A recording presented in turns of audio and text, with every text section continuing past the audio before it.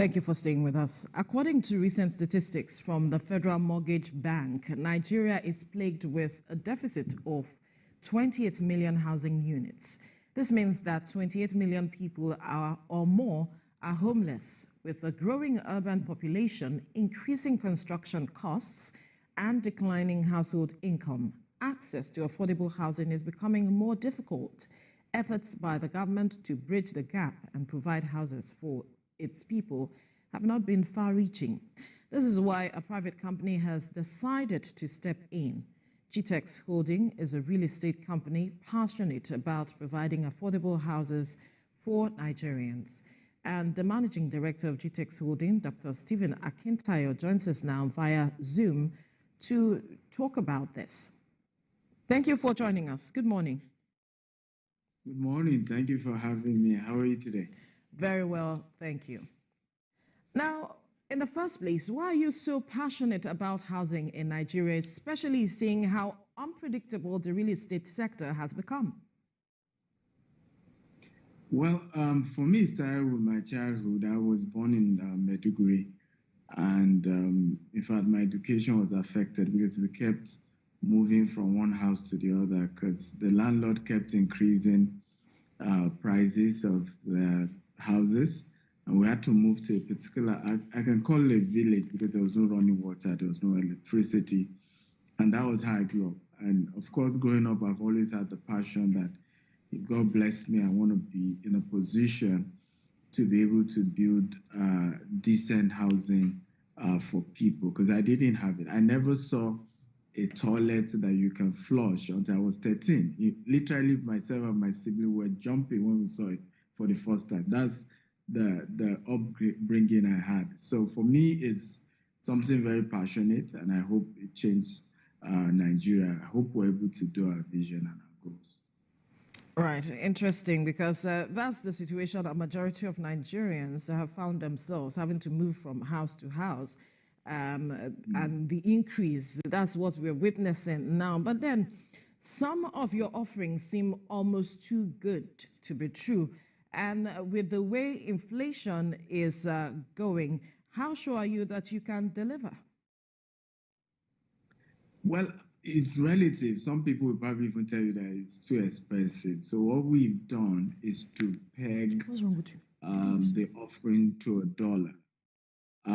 To avoid situation where we're affected by inflation or the fall in Naira and things like that, because most of the building materials we use are imported. We were partnering with North, the largest building material manufacturer in the world. It's a German company. And so for us, we had to peg it. And for us, we realized that once we peg it, we can be consistent. What always leads to maybe the prices being way higher is because you're also targeting that maybe the fall of Naira to dollar will hit a particular amount, so you are trying to be proactive about that.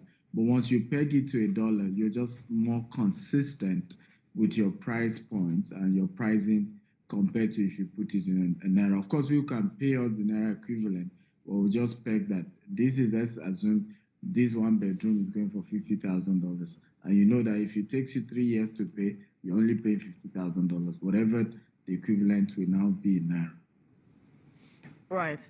Now, what is the major problem you foresee in the housing sector in Nigeria? I mean, over 28 million persons are said not to, is the deficit rather that we have with regards to housing in Nigeria. What do you think is the major challenge why we have this huge gap? It's affordability and flexibility in payment. Nigeria is still one of the few countries in the world with that volume of population where you have to pay outright for a house or for a land. It's just ridiculous. And we're also the only country that is not building housing unit at the volume we need of the growth of our population. For example, Egypt currently is doing 30 million housing units. 30 million, right? When you put together all the states in Nigeria, federal government housing project, state government housing project, is not even up to 100,000. And when you compare our population growth, is ridiculous. In fact, by the year 2050, Nigeria is going to be over 350 million in terms of population growth. By the year 2100, Lagos will be the largest city in the world, the entire world, according to Washington Post research. So all this is telling us that we even have a bigger crisis in our hands in terms of housing, in terms of people being able to have quality shelter. And even in our own part, our vision 2035 is just 25,000 housing units. We hope we can get funding to even be able to do way more, because this private sector, there's a limit to how affordable the private sector can go. And you remember, funding is also an issue. Many of us in the private sector, at least we, avoid taking loan because we've seen how our colleagues who decided to take loan when the economy wasn't stable, banks took over their business and totally. So you have a whole lot of issues here. I hope that the CBN can come up with a program that is able to allow people who can have up to 30% of the money directly. You don't need to go through any third party. I know it's difficult because sometimes even when CBN claim it has partnered with commercial banks, the money doesn't get to the everyday Nigerian, or partner with the mortgage bank, because of the number of people who are trying to get this thing. So it gets, complicated along the line. So it's a serious issue. We are doing our best to see how we can help, but this is serious. But the government has come up with a national housing scheme where workers commit a part of their monies to perhaps something they can build later on. I think about it, it depends on the age, and you commit a certain percentage of your monies to the government. Isn't that something workable? Isn't that something remarkable by the government?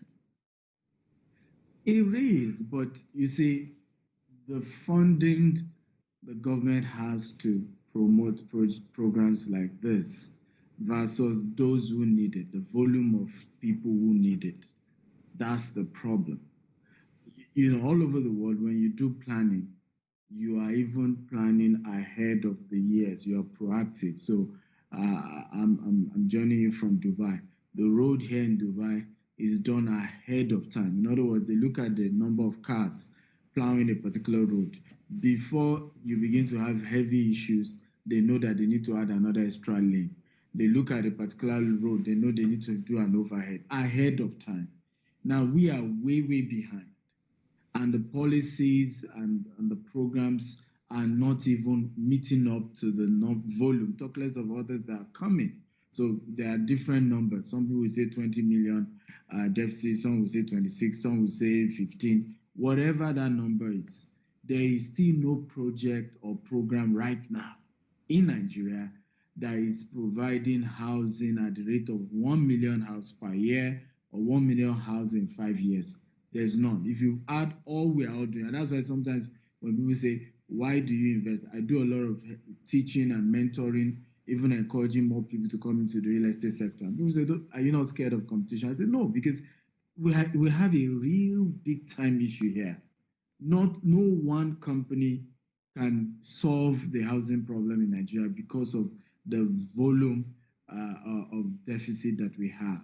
So yes, government is coming up with 1 or 2 programs, but it's not meeting up with the volume. You already have millions in deficits, right? So you first need to meet that, and you are even supposed to build way ahead of that number. Right. Now, with the rate at which the real estate sector is booming in Nigeria, many believe it may crash soon. What are your thoughts on that? So the real estate can't crash. I mean, there was a time I think the EFCC chairman was saying that real estate always crash in different parts of the world. Nigeria is the only country that, you don't have such. And obviously that's because, he's not an expert in real estate. The challenge here is the deficit. You can only have a crash when you have what we call hyper supply, right? When you have an hyper supply, at some point, maybe people don't have enough money you're going to have, a lot of people just having to sell their houses and things like that. But we don't even have enough, talk less of hyper supply.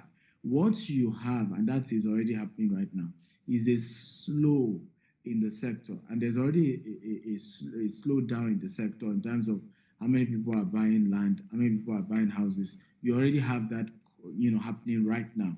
We're not getting enough patronage like we used to get in previous years. Of course, inflation is part of it. Recession is part of it. People are losing their jobs. Those in diaspora, already everybody's getting careful. You know what's happening in the UK, what's happening in the US as well, because Nigerian diaspora have played a critical role in the growth of the real estate sector. They are, the largest investor in the real estate sector in Nigeria. But of course, they are also having economic issues, in the various countries where they are. So there's already a slowdown in the purchase of properties in Nigeria by, the regular Nigerians in diaspora or even Nigerians in Nigeria at the moment. But you can't have what we call a crash because you don't have, a housing, you have a huge housing deficit. The only places you can have such is maybe certain highbrow places in Abuja, Metama, Sokoro, where politicians, buy properties and they don't even want to rent it out in the first place. So you can see empty houses there. It's just a way to keep their stolen wealth and stuff like that. But in reality, in the real economics of things, you can't yet have what we call a crash in Nigeria until we meet the gap, the housing gap that we have. Now, you mentioned something earlier about hyper supply.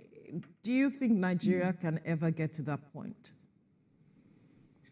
We can, but that would be, at least 10 years of the right government policy, the right incentive to attract a lot more, the right incentive to convince, Nigerians in diaspora why they should invest back at home, the right, years of being positive with our words.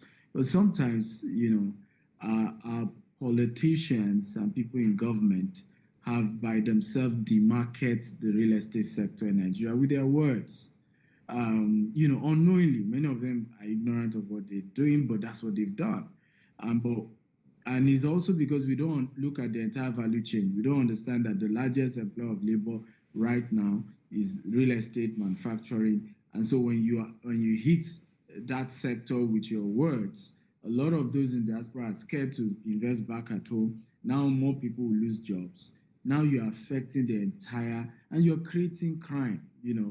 It's all just goes hand in hand. So we hope that those in government begin to learn to use their words wisely, use the right statements, be positive with their words. Even now that we have election coming, we hope politicians will use the right words and, so that they encourage investors, because you can't keep live in a glass house and keep throwing stones. You keep saying bad things about the country and even about a sector, If you have certain people in the sector doing money laundering and things like that, go after them. But you don't just come out and make certain statements, right? Because you just affect the entire industry. Now, green and smart housing is still somewhat surreal in Nigeria. Do you believe Nigerians are ready for this? Well, the future is here, whether we're ready for it or not. The future is the future. I mean, I just left Sharm El Sheikh, which is the venue for COP27, the UN climate change event. And, we could see the various deliberations, the various conversations, the effect of climate change and why we have to get to zero carbon emission. And as much as we haven't done much to affect that in Africa, we cannot always be behind. Because ultimately, our own growth process is very slow. So the same way we did with the telecoms, we're able to adopt the innovation in the telecom sector, and that gave us an edge. The same thing with ICT. We have a lot of our people doing programming in the tech industry. We want to do the same with climate change. We need to be ahead. We need to begin to build houses for the future. And because we don't even have enough coping mechanism when climate change affects us, look at what's happening with the flooding. You have people who still can't go to their houses in Bayelsa or in Kogi, months after the flooding. Now you have hurricane in Florida. In literally matter of weeks, many of the people affected have gone back. So the bounce back, as mechanism in developed world, when they are affected by climate change, we don't have such structure. So we can't even afford, right, to abuse the climate to a point where we're having heavy effects of climate change. We need to even begin to take actions to prevent what's happening. The flooding that happened in Nigeria is very preventable if you can have good drainage system.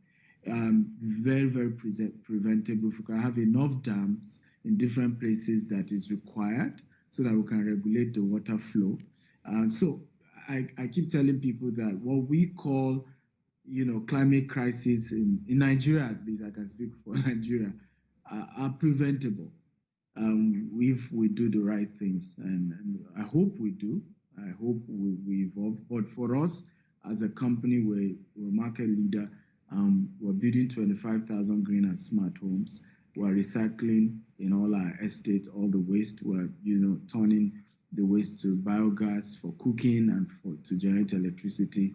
We're leveraging on solar and wind energy, and that's what we're doing. Of course, we need a lot of money to do that. Our projection is showing that if we're going to achieve that vision 2035 that we have set up, we'll be needing up to $20 billion in the next 13 years if we're going to be able to achieve that. But we hope we will attract investors as we go on. My principle has always been start small, think big, and grow fast. So for us, we're starting with 1,000 housing units, and we hope we attract investment and we're able to achieve it. Now, speaking about the Vision 2035, let's even delve into that. With your continuous expansion into other countries and continents, do you think that you still have a Nigerian or African face at the time?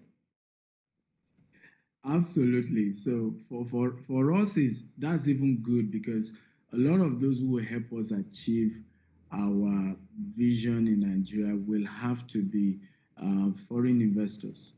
And it's more of, a track record here in Dubai, in the UK, in the US, that will convince them that what we're trying to do in Nigeria is doable and that they have the right partners to work with. So for us is that our international expansion, it's even increasing our credibility internationally and, increasing the trust level of investors to say, hey, these guys already have things they're doing here.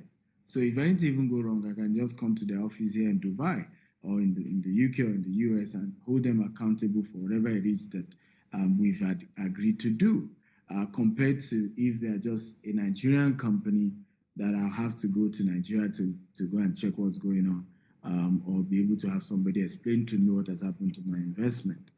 So for us, we think our international expansion is an added advantage, and we've seen that happen in recent time. Also is that source of capital, you don't really need your own capital as much, internationally. I mean, real estate is one of those sectors internationally that you can really, really leverage, right? So you can easily access funds in the banks in the US, in the UK. You can, in matter of 12 to 16 months, pull out every single cash you initially put into any real estate investment and still have that asset in this part of the world. But you don't have that in Nigeria. So for us, we're excited about international expansion, and we don't think it will affect us in any way. All right, before we go into the promotion that Gtext is running as we speak, there are those who think that your housing solution are just for the rich, and that perhaps it's not as affordable for everyone. What do you say to them? I I agree with them, and I wanted to assure them that that is a global trend. Uh, Houses are not affordable globally. What they have had to do to make it affordable is what we call accessibility. So, for example, the UK realized that a lot of young people are not able to, buy houses, cost of living crisis and so on, and they came up with first-time buyers. What was the model? Instead, normally you need 20% of the money to buy a house in London and some other areas in the UK, most areas anyway. So what they realized that people couldn't even raise the initial 20% before they then get the lender to drop the remaining 80%. So the government decided to come up with a scheme that if you're buying your house for the first time, just drop 10%. The government will drop another 10%, right? And the lender will give you the remaining 80%. And that has allowed more people to be able to afford real estate in the UK.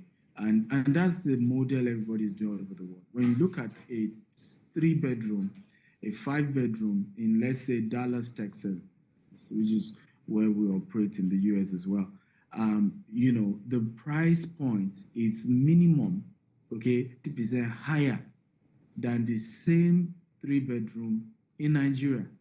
Okay, so the issue is not even as if it's that expensive. The problem is that we've not created a vehicle for it to be accessible, where I can pay in 30 years. I can pay, in Nigeria now, most property you have to just pay at once. You have to raise all the money at once. And that's part of one of the things we keep saying that is fueling corruption. Because government has to create, that's why government exists, create a system where even the poor can access what the rich can access. Okay, maybe they will just need to then pay over a period of time. And this is why we then decided to come up with a new program now that allows people to pay 3 to 5 years for houses they are buying from us. So they're able to pay gradually. Every month they are paying just 4% of the total value of the house. I have enough time to build. So we're not rushing to do construction. We're also able to build in bulk, and that also reduces the price of the housing itself. And this new program obviously has made it more accessible for more people to be able to afford our own housing project. And we hope that we'll get more partners to even do maybe even for a longer year. Okay, so just quickly walk us through the nitty-gritty of this promotion that Gtext is running at this time. So it's a 1,000 housing unit promo out of the 25,000 we have in the next 13 years. And the goal is that you have a whole 3 years to pay. You first pay either 5 million if you're buying from 1-bedroom to 3-bedroom, or you pay 10 million deposit if you're doing 4 to 5. And then you have another 3 years to pay the rest, 4% every month, and gradually you're able to pay. In fact, when you pay up to 30% and you are struggling to balance up, we can link you up with a mortgage firm that then can even take up that project from you and give you another 15 years to pay. So that has made it a lot more accessible. So this way, even average Nigerians who are disciplined enough to have saved enough can now access a green and a smart home. And because of the kind of houses we're building, the ROI is going to be way higher because you don't have enough green and smart home. The demand is going to be going higher over time. And we have 8 different locations. So for people to be able to take advantage of, we have Abuja, we have 5 locations in Lagos, Ibeju-Lekki, Ogudu, Isheri, Ikorodu.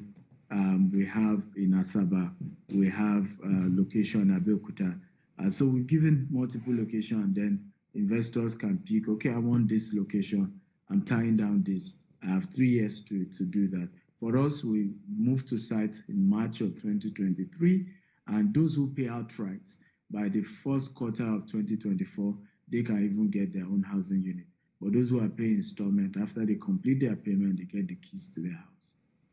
Right. Now, how do investors connect with Gtexthomes? Very easy. They can always contact 0700 Gtexthomes or email info@gtexthomes.com. We have offices, I think about 7 office locations in Nigeria at the moment. So they can just Google our name, Gtexthomes, and visit any of our offices. And we have our team available to reach out and attend to them. We run a 24/7 of customer service, so you can call us 2 a.m., 3 a.m. Once you reach out to 0700 Gtexthomes. Someone will reach out to you. When exactly does the promotion kick off, and how do people access it? So it started already, but we're doing a virtual launch on Saturday, 10th of December. And you can always visit www.gtexthomes.com/1000 units to sign up if you want to. So at that webinar, we're going to be having all our technical partners to explain to you the entire project, gives you, detailed explanation, show you the payment plan, and we might give some discount as well during that webinar. So it's a virtual launch webinar holding on Saturday, 10th of December. I think the time should be 5 p.m. in the evening, Nigerian time, where, of course, we are expecting participants from all over the world, UK, US, because, again, most of our clients are even diaspora. So you can check your own local time, www.gtexthomes.com/1000 units, and you can sign up and you get a lot more information how to go about it and how to be part of this amazing offer. Amazing indeed. Now, there are some issues I'd like for you to quickly address with regards to housing in Nigeria before we let you go. And those two issues are the issues of omonile, as they are often referred to. And then there's also the issue of developers, because in recent times we've had a situation of a building collapse and all of that, and a lot of persons are scared with regards to some of the delving into real estate because they do not understand the products that were used for those buildings and all of it. How do you allay the fears of Nigerians who are looking to perhaps buy or tap into this, talking about the real estate, and how perhaps they can go about maneuvering all of these challenges to get the best out of it? Beautiful question. So for us, is number one, the omonile issue is something that really has come to stay as a result of poverty or unemployment. What we often do in many of the locations we operate is to see the best, how some of them who are qualified to give them jobs, and engage very well with the locals in that location to make sure that we all have good terms. And we've always had a good relationship everywhere we buy properties. However, to resolve that issue in the long term, government has to step in. Poverty has to be eradicated one way or the other. However, the good news is for investors is also buy from credible real estate companies. They are not new. These are 7th year in real estate development. Buy from companies that have track record. They've been here, they know what they're doing. If you directly go and buy properties right now in Nigeria, you will find the issue of omonile. They probably will sell to 5 people. It's just the truth. So why not deal with corporate organizations who have been able to organize themselves? They've put together a proper structure, right, that protects your investment. And now, as to the issue of building collapse, this is the reason why we had to peg any housing to dollar, because we're working with North, is a German company, and other partners we're working with. So most of the building materials we're using are imported. And again, it's unfortunate that we are having to do that. The reason for us is because we have an international reputation to protect. Many of the blocks that is being manufactured in Nigeria, you just try to break them. It's just falling into pieces. So unfortunately, you can't always rely on locally manufactured building materials many times. You can't always rely. Some of them are already compromised because everybody's trying to save cost, everybody's trying to, reduce cost. And that is part of the problem why cost of building is also expensive, because nothing of value is cheap. So for us, our solution is to say, first of all, we want to use quality building materials. If we're going to use local, it must be that we're dealing with a corporate organization that has built credibility over the years for manufacturing quality building materials. Else, we just import. And that's also why we're pegging our prices in dollars, so that because we're also buying dollar, so we don't have an issue of, oh, this was the price we initially agreed. Oh, we're so sorry, you have to pay more. Okay. And then the client comes back and say, no, they are scammers, they are thieves. But that's not our fault. If, Naira, fall to $1, okay, and now we have to pay more to be able to deliver the house that you have asked us to build for you. These are realities, and this is why you see businesses are shutting down, businesses are downsizing. The realities on ground is that it's really, really tough doing business in Nigeria. Very, very tough. All right, we'll have to leave the conversation here now, but we must thank you, Managing Director of Gtext Holdings, Dr. Stephen Akintayo, for your time on the program. Thank you for having me. I appreciate it. All right.